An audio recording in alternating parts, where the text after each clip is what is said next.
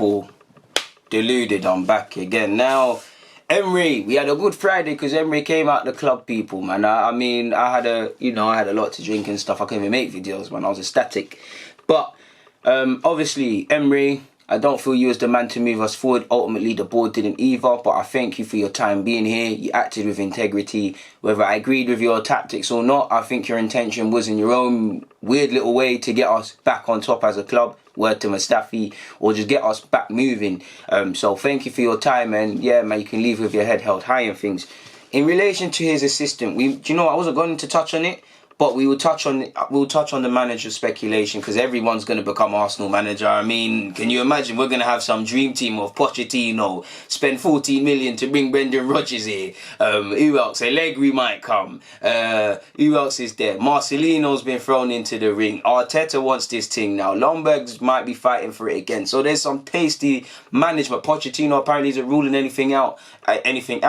So imagine a dream team of that. If Arsenal, I mean, we should be able to win the Champions League despite not being in it with a dream team like that. You get it, people? I've even saw a link with Pep Guardiola, people, because he might leave City, which obviously is not going to come to Arsenal. But one thing doesn't sit right with me is, obviously, Raul Sanllehi and Edu have links to agents, specifically Kia Joorabchian, who is a massive Arsenal fan and isn't exactly technically an agent by his own words, and obviously George Mendes, who is obviously very much described as a super agent. Now, for me, I want Arsenal to be in a best case scenario. When it comes to scouting or managers or whatever, we scout first. Well, more so, let's focus on scouting because it brings my point. You scout players first. You let it, okay, Mislintat's not there, but the Mislintat sort of Donny at Arsenal. Go and do your job. Go and find the Guendouzi's and the Martinellis and things like that. Obviously, you want us to be able to get top players, and football is a game of networks. If you've got a good contact network in South America, and notify us to emerging talents. If, I don't know, let's just say Leroy Sané became one of these men managed Leroy Sané, and Leroy Sané became available, and because of our relationship with their agent, we're able to kind of get a move on. I'm all on that sort of thing. But the problem is, the flip side to that is, typically you see a lot of agents, I'm not saying these lot, they try and house their clients not necessarily what's best for the club, but what's best for the client in terms of money. Though typically you see at a club, you might see one star player from one country or one star player, and then you see a couple other questionable players. They might play for the 23s, they might never play again. But the one theme you typically see is that they're all housed by the same sort of agent. Do you get it, Mark? Do you get what I'm saying? A bit of that is seen at Wolves. Obviously they've got some good players, but you get the point. Now, if we can utilise essentially using them as middlemen or intermediaries or whatever you say it, to get agents or do things, then to get managers and players, then well done. But something doesn't sit right with me that Mendes and Kia Joorabchian are likely to be involved in the process for a new Arsenal manager. Now, for me, Arsenal should have a succession plan. It makes no sense. You should have had a plan when Wenger left. You should have had a plan for Emery when it became clear that Emery isn't the man to move forward. Even before it got to this point, you should have gone out there and gone for that manager, whether he's a no manager or if he's in Japan, someone that's charismatic. That's a bonus, really, but someone that has a clear way of doing things, someone whose values and philosophies align with what we want to do as a football club. And I hope that's very much the case. It should be led with Edu, Raul Sanllehi, and obviously people internally. I don't feel right about external sources chiming in. And if it's a thing where we're saying, yo, we want this man, what can you do for us? Cool. But I don't want us to go and say, I don't want us to sit there and say to the agents, yo, go and what do you think of this guy and that guy? I know Joorabchian's an Arsenal fan and has an Arsenal box, but something just does not sit right with me with the agents being utilised in that regards. And I'm really starting to look at Raul Sanllehi really and truly in that regards, people. Something just doesn't make me feel right. I'm not going to sit here and lie to you lot, people. You know I never lied to you lot. It just doesn't make me feel right, and I'm really concerned about that, really. Not to make you lot panic or nothing, but we also hear Gilberto Silva could be returning to the club as part of Lomberg's backroom staff. You're hearing Lomberg's thinking he's being allowed to bring in his own backroom staff. I don't know if he'll retain, if any members of Emery's squad, Emery's coaching staff that he brought over from Spain, people. Who knows? But apparently Lomberg, he more or less said to the boys, listen, play for the shirt. We right the wrong. Today's a new day. We right the wrongs. Play for the shirt, and we're going to do this. So at least everybody seems to be pulling in the correct direction. For Lundberg as well, it's a good opportunity to put himself in the shop window as a manager, because you like to think the first audition is to see if he can do this Arsenal thing full time.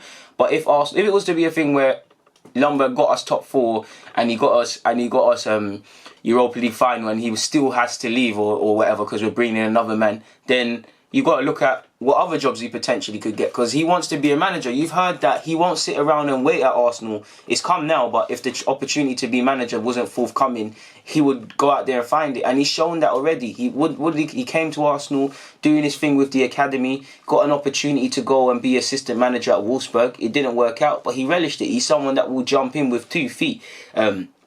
So I think he'll fare all right, man. It's a good test for him. It's a very good test for him.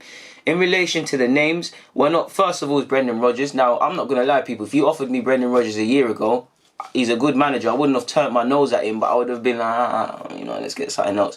And to a degree, I still feel like that. But now, there's not anybody who can say they wouldn't take him, what he's doing at Leicester. It's not a case of would we take him, it's would he take us, because of course it's still Arsenal. If Arsenal and United jobs became available, I do think it would rattle his head. But Rodgers has shown he's not afraid to leave things, because he had a good thing at Celtic and he bust out. Do you get it? But if I'm him, there's no reason to leave. Why would you leave Leicester mid-season? It could be a funny thing, because he could do great for Leicester. Like you've seen, typically, a manager will have a great season and the next year he's fired. Look at Pochettino. It's completely different, but got them to a final, fired the next season when he could have kept it moving. Do you get it, people? When United was after him and all of these things. This is how football works. So what I'm getting at is, right now, Rodgers is doing some bad boy stuff at Leicester. They're playing well. They're mashing up every team. They're clearly going to get top 4, barring a miracle in Arsenal's case. Why would you want to leave all of that? Obviously, the next season he could very much get fired. I don't think he would, but he's got a good thing going for him. He's playing with the young players. It's football. The Premier League's changed in that, obviously, Maguire left last year, but you go back probably like 09, 010. If Leicester were playing like this, people, tell me I'm lying, but their team would have been teared up in January or last season, or this year, definitely. Madison, Chilwell, all at Telemans, there would be a fire sale. People will be going and buying them. But now Leicester hold the power. They let Maguire go only when they felt like it, for 80 million. So how much is Madison, Chilwell going to go for? If he does decide he wants to sell them, the board probably let him reinvest that. He's got a good thing going for him. Why would you want to leave, especially mid-season? It would also cost Arsenal about 15 million or so. You've seen everything from 12 to 15 as a compensation for Leicester. Apparently, moving on to Brendan Rodgers, apparently Pochettino, we keep seeing the links. I don't think Pochettino is going to happen, but sources close to him, allegedly based on what Twitter is saying and the journalist, he's ruling nothing out. If we could get him called, then fair play, I'll take him. People can say he's scraps and whatnot, but you can't turn down Pochettino. I don't think he's coming. Nuno's been linked, but that one seems to be distanced away now. Allegri, apparently 1 minute Allegri rejected it because he still wants to see through his time on his sabbatical, the only exception he'll make for United. Apparently he was interviewed last year about the position and he actually turned around and came across as arrogant because he said, why should I become your manager? And you also see him, that's another report, you also see him report saying he doesn't believe his English is good enough. And I've heard Allegri speak English, no disrespect to Emery, but he speaks it better than Emery, so I'm not sure of the legitimacy of them claims. For Allegri, first and foremost, he clearly wants to take a mental break because managing Juventus must have been a mad thing mentally. Joining a club mid-season is always going to be difficult and his reputation is on the line. Is Arsenal a poison chalice in the sense that you're not going to be given the funds available? You're not really going to be given the inspiration from the top and all the things to believe you can really do it to the level you want to take Arsenal. Apparently even said he wants 2 centre-halves as priority. Are they going to back you? We know this is a dictatorship and this is a very specially run club.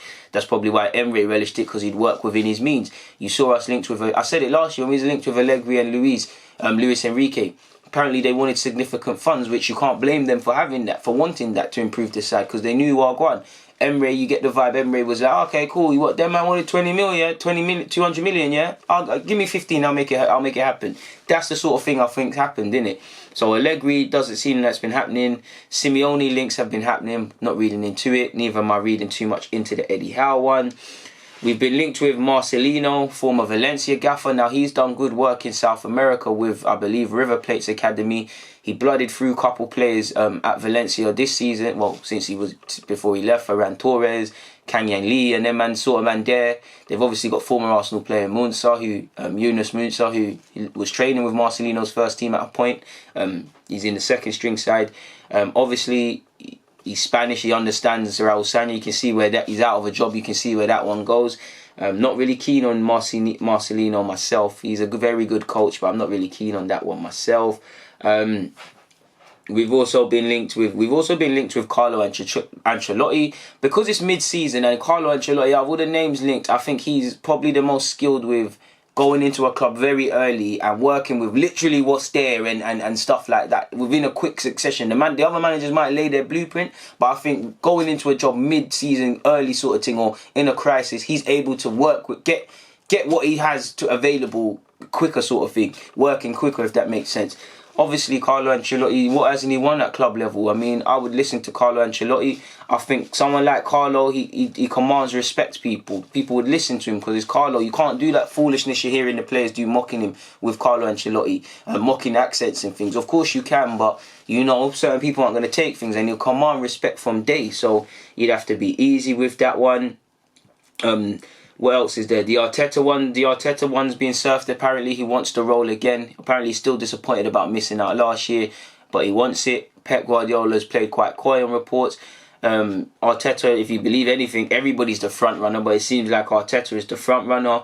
Of course, there's different managers linked with their position as well, but we'll never know what's going to happen, people, really and truly. On that note, though, I'm going to keep it moving. People, it's been a pleasure. DG, I'm out.